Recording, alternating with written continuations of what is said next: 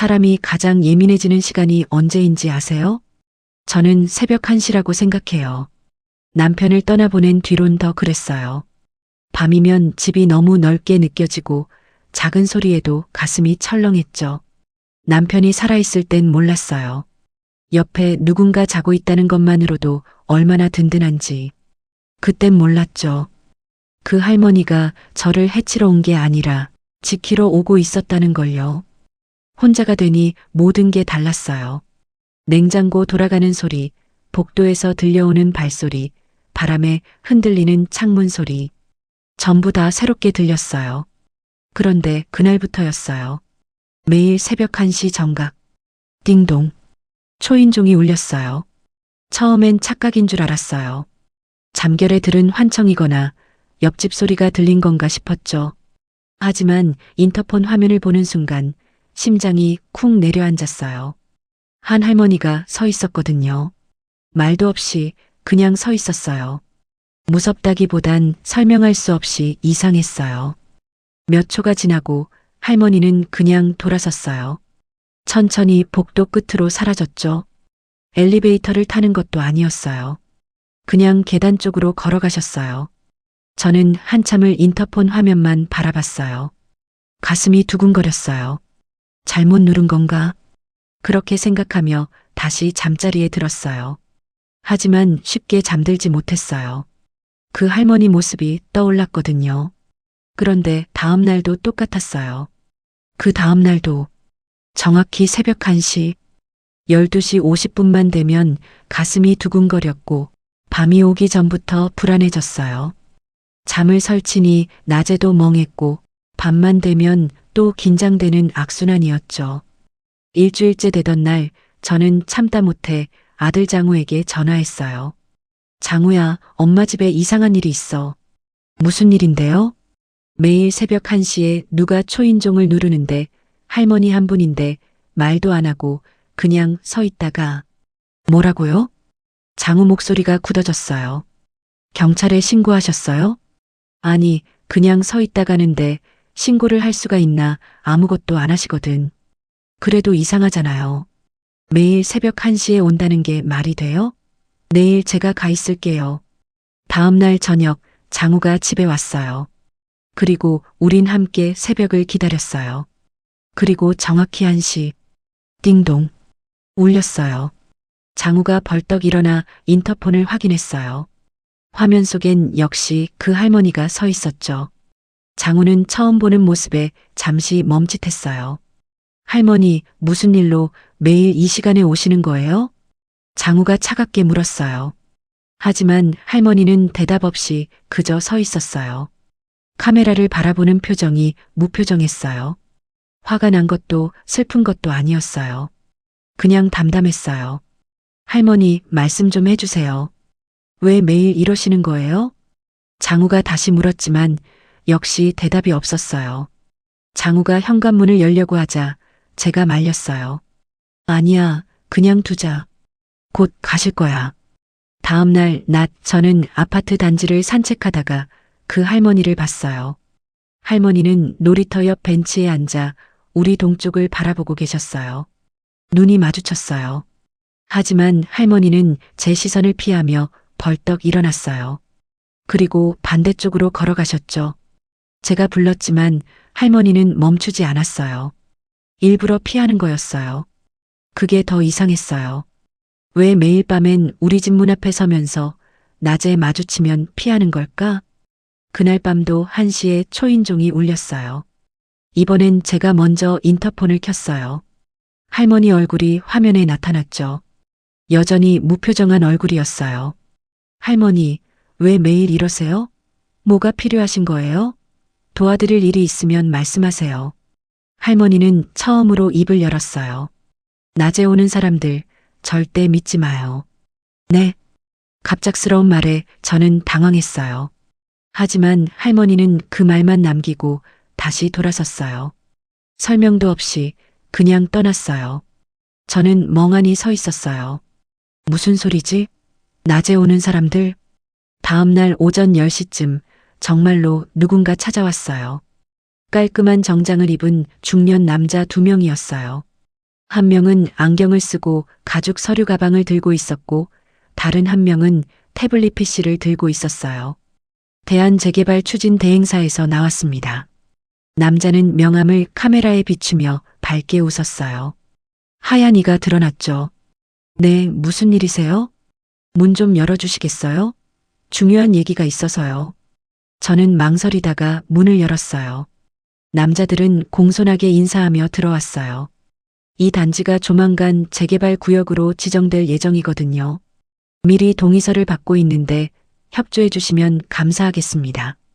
재개발이요? 처음 듣는데요. 아, 그러세요? 관리사무소에서 공지 안 나갔나 보네요. 어쨌든 확정된 사항이에요. 남자는 태블릿 PC를 꺼내 보여줬어요. 화면엔 단지 지도와 함께 뭔가 복잡한 도표가 나왔어요. 보시다시피 이 구역 전체가 재개발 대상이에요. 좋은 조건으로 보상받으실 수 있고요. 다른 남자가 서류 뭉치를 꺼냈어요. 여기 간단히 사인만 해주시면 됩니다. 다른 집들도 다 하셨어요. 이 동에서 몇 집 안 남았어요. 저는 서류를 받아들고 훑어봤어요. 한글로 빽빽하게 적혀 있었는데 무슨 내용인지 잘 이해가 안 갔어요. 법률 용어들이 많았거든요. 이거 좀 천천히 살펴보고 싶은데요. 아, 물론이죠. 그런데 이번 주 안에 결정해 주셔야 해요. 기한이 있거든요. 왜요? 급한 건가요? 아니, 급한 건 아닌데 절차상 그렇습니다. 남자의 미소가 조금 굳었어요. 눈빛이 날카로워진 것 같았어요. 그럼 이번 주 안에 연락드릴게요.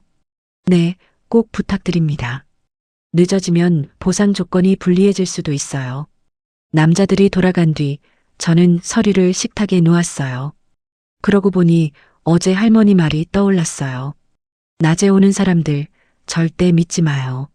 설마 이 사람들 말하는 건가? 하지만 명함도 있고 서류도 그럴듯했어요. 뭐가 문제라는 걸까? 다음 날 낮 또 그 할머니를 봤어요. 이번엔 우리 동 입구 쪽에 서 계셨어요. 마치 누군가를 기다리는 것처럼. 손에는 신문을 들고 계셨지만 읽지 않고 우리 동 입구만 바라보고 계셨어요. 저는 용기를 내서 다가갔어요. 할머니. 할머니가 깜짝 놀라며 저를 봤어요. 순간 당황한 표정이 역력했어요. 왜 매일 밤 우리 집에 오세요? 대체 왜 그러시는 거예요? 할머니는 한참을 저를 바라보더니 한숨을 쉬었어요. 남편분 좋은 분이셨어요. 네. 갑자기 남편 얘기가 나오니 가슴이 철렁했어요. 남편이 돌아가신 지 2년이 됐거든요. 남편을 아세요? 옛날에 많이 도와주셨어요. 할머니 눈가가 촉촉해졌어요. 주름진 손으로 눈가를 훔쳤어요. 어떻게 도와드렸는데요? 그때 제가 힘들 때 남편분이 도와주셨어요. 큰 빚이 있었거든요. 할머니 목소리가 떨렸어요. 그래서 제가 지켜드려야 한다고 생각했어요.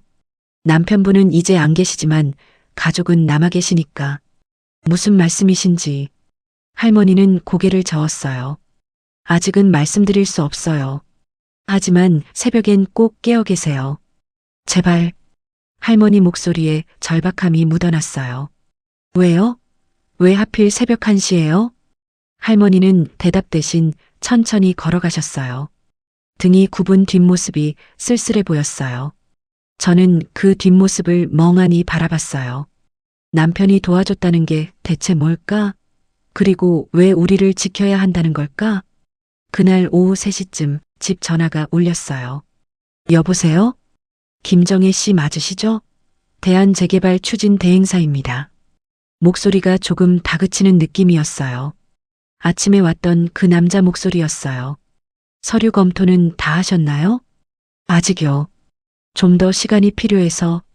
김정혜 씨, 이번 주까지라고 말씀드렸잖아요. 다른 분들은 다 동의하셨는데 혼자만 안 하시면 곤란합니다.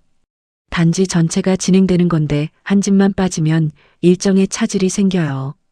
그럼 법적 조치를 취할 수밖에 없습니다. 법적 조치요? 가슴이 철렁했어요. 이에 제기하시면 소송 들어가요. 비용도 많이 들고 시간도 오래 걸리는데 굳이 그러실 건가요? 그래도 제가 좀 더 알아보고 싶은데요. 전화 너머로 잠시 침묵이 흘렀어요. 김정희 씨, 지금 협조 안 하시면 나중에 후회하십니다. 보상금도 줄어들고요. 꼭 결정해 주세요. 딸깍. 전화가 끊겼어요. 손이 떨렸어요. 협박처럼 들렸거든요. 저는 남편이 생전에 했던 말을 떠올렸어요. 여보, 세상에 급한 건 없어. 서두르게 만드는 사람은 뭔가 숨기는 게 있는 거야. 조심해.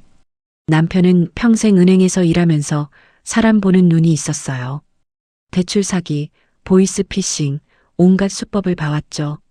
그래서 항상 조심하라고 했어요. 그래, 좀 더 알아보자. 급할 게 없어. 새벽 1시가 다가왔어요. 장우와 저는 할머니를 기다렸어요. 오늘은 정말 단판을 짓고 싶었어요. 띵동. 할머니가 왔어요. 저는 이번엔 처음으로 현관문을 열었어요. 할머니가 복도에 서 계셨어요. 놀란 표정이었어요. 할머니, 들어오세요. 할머니는 잠시 망설이더니 천천히 들어오셨어요. 작은 발걸음으로 조심스럽게 거실로 안내했어요. 장우가 물 한 잔을 따라드렸어요. 할머니, 앉으세요. 할머니는 소파 끝에 조심스럽게 앉았어요. 손을 무릎 위에 가지런히 놓으셨어요. 장우가 먼저 입을 열었어요. 할머니, 저희가 오늘 경찰서에 정식으로 신고했어요. 사기 의심건으로요. 경찰이 본격적으로 조사에 들어갔대요. 할머니 표정이 확 풀렸어요. 긴장했던 어깨가 스르륵 내려왔어요. 그래요? 그럼 이제 말해도 되겠네요. 할머니 목소리가 떨렸어요. 경찰이 움직이면 그 사람들도 함부로 못해요. 혼자 버티는 게 너무 힘들었거든요. 할머니가 긴 한숨을 쉬었어요. 할머니, 이제 말씀해 주세요. 왜 매일 밤 우리 집에 오셨는지. 할머니는 한참을 침묵하다가 입을 열었어요. 남편분 박영수 씨, 기억하세요? 물론이죠. 제 남편이에요. 15년 전이었어요. 제가 큰 빚이 있었어요. 병원비였죠. 남편이 아파서. 할머니 목소리가 떨렸어요. 다른 데선 돈을 안 빌려줬어요. 신용도 나빴고 담보도 없었고 그때 남편분이 도와주셨어요. 은행 직원이셨잖아요. 저는 고개를 끄덕였어요. 남편은 은행에서 30년을 일했어요. 남편분이 개인적으로 보증을 서주셨어요. 덕분에 대출받을 수 있었고 남편 치료할 수 있었어요. 할머니 눈에 눈물이 고였어요. 비록 남편은 결국 돌아가셨지만 그래도 마지막 1년을 편하게 보낼 수 있었어요. 남편분 덕분에. 저는 아무 말도 할 수 없었어요. 남편이 그런 일을 했다는 걸 몰랐거든요. 빚은 다 갚았어요. 5년 걸렸지만. 그리고 남편분께 감사 인사라도 드리려고 찾아왔는데 이미 돌아가신 후였어요. 할머니가 손수건으로 눈을 닦았어요. 그래서 가족이라도 지켜드려야겠다고 생각했어요. 한 달 전쯤이었어요. 동네에서 이상한 사람들을 봤어요. 정장 입고 서류 들고 집집마다 다니는 사람들.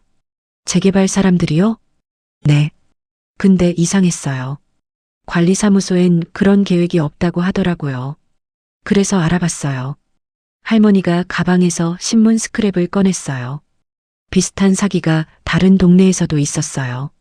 재개발 명목으로 동의서 받고 나중에 집 명의를 넘긴다거나 돈을 요구한다거나 저희 집을 노린 거군요. 할머니가 고개를 끄덕였어요. 혼자 사시잖아요. 그런 집을 노리는 거예요. 혼자 사는 노인들, 판단력이 약해 보이는 사람들. 그래서 매일 밤 초인종을 눌렀던 거예요? 할머니가 설명했어요. 그 사람들은 밤에 다시 와요. 낮에 거절당한 집에. 새벽 1시 30분쯤. 자고 있을 시간에. 문 열 때까지 계속 초인종 누르고 문 두드리고 졸린 상태에서 문 열게 만들려고. 그리고 강압적으로 동의서를 받죠. 하지만 오히려 불 켜진 집엔 안 와요. 가족들이 많은 집은 설득이 안 되니까. 그래서 제가 매일 1시에 왔어요. 이 집은 누군가 깨어 있다는 걸 보여주려고. 혹시 지켜보는 사람이 있을 거란 신호를 주려고. 할머니가 물을 한 모금 마셨어요. 그리고 일부러 말을 안 했어요. 설명하면 가족분들이 직접 나서실까봐. 그럼 오히려 위험해져요. 그 사람들이 더 강하게 압박할 수도 있으니까. 그래서 미움받는 역할을 선택하신 거예요? 할머니가 쓸쓸하게 웃었어요. 귀찮은 할머니로 보이는 게 낫죠. 그래야 영수시댁 가족들은 안전하니까. 이 노인네가 할 수 있는 일도 없고 이렇게라도 도움이 되고 싶었어요. 할머니 정말 감사합니다. 매일 밤 그렇게 서 계셨다니. 할머니가 손을 저었어요. 아니에요. 제가 해야 할 일이었어요. 남편분께 받은 은혜를 조금이라도 갚는 거니까. 저도 눈물이 났어요. 할머니, 미안해요. 제가 오해했어요. 괜찮아요. 이제 경찰에 신고했으니 곧 끝날 거예요. 조금만 더 조심하세요. 할머니가 일어섰어요. 이제 가볼게요. 할머니, 잠깐만요. 저는 할머니 손을 잡았어요. 주름지고 거친 손이었어요. 정말 고마워요. 할머니 아니었으면 큰일 날 뻔했어요. 할머니가 제 손을 꼭 쥐었어요. 한 달 후 할머니와 함께 남편 산소에 갔어요. 할머니는 무덤 앞에 꽃을 놓고 한참을 절했어요. 고맙습니다, 영수 씨. 덕분에 제 남편 편하게 보낼 수 있었어요. 그 은혜 잊지 않았어요. 저도 무릎 꿇고 남편에게 말했어요.